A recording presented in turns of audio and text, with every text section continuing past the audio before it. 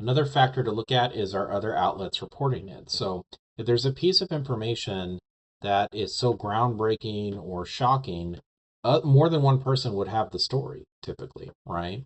So that's another basic factor you can look at. And then finally, is it current? So there's lots of examples of information that maybe before was reported or it's out there and it might have been from a reliable and non-biased source, but it's now become outdated, right? It's no longer valid information. Or there's examples of that with quotes from people where somebody might have held an opinion or said something at one time that is no longer what they believe or espouse today. So this is a good test to run through if you are getting a piece of information. You're trying to basically determine, do I think there's spin, there's framing, there's an attempt at persuasion going on, right?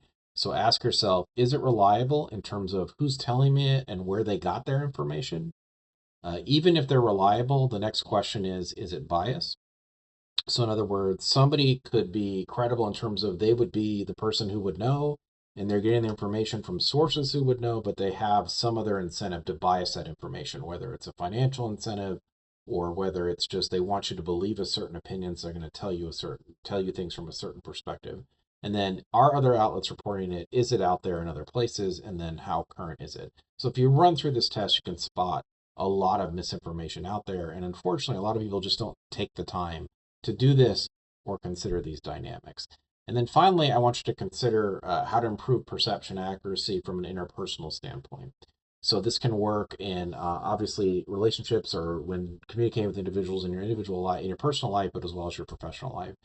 So what perception checking basically is this process to help make sure that your perception of something is accurate. So the first thing you do is describe the behavior that you've noticed, right? So it'd be like, again, I think I used this example in an earlier video where somebody's always late to something. So if they're always late to class, for example, and so the first thing you do is you describe the behavior. So, hey, I noticed that you're late a lot. Then you discuss its possible interpretations and ask for clarification. So that would be as if I said, so I noticed you're late a lot. Um, is this an issue where you have a hard time? Is there a reason, like an external factor, why you're having a hard time coming to class? Whether it's a transportation issue or you're coming from a long way from on campus from another classroom.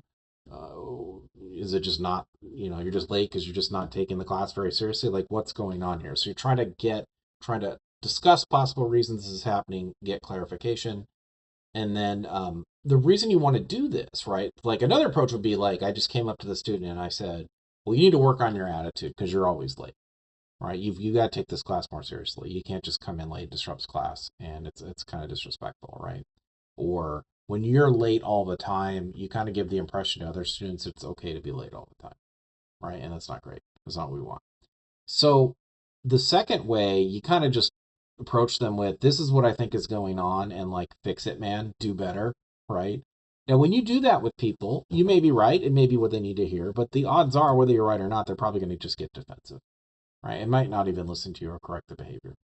If you take the first approach, which is engaged in this perception checking, where you describe possible scenarios, you ask them to clarify what's really going on, you're more likely to get the real answer and solve the problem. Now, why are you more likely to get the real answer, the true answer, right? You're more likely to get the truth because you're exploring all the possible things the truth could be. It could be A, B, or C, instead of just jumping to the conclusion it's A, right? And the other reason you're more likely to solve the problem is because you approach them in a way that they're less likely to get defensive because you didn't just like attack them personally. They're less likely to get defensive and therefore actually solve the problem and listen to you, right?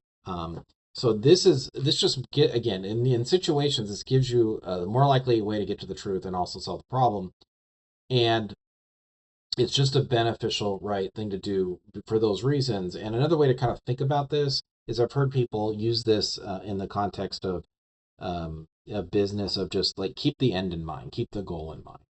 What that means is when you have a problem you're trying to solve, what you're trying to do is solve the problem, right?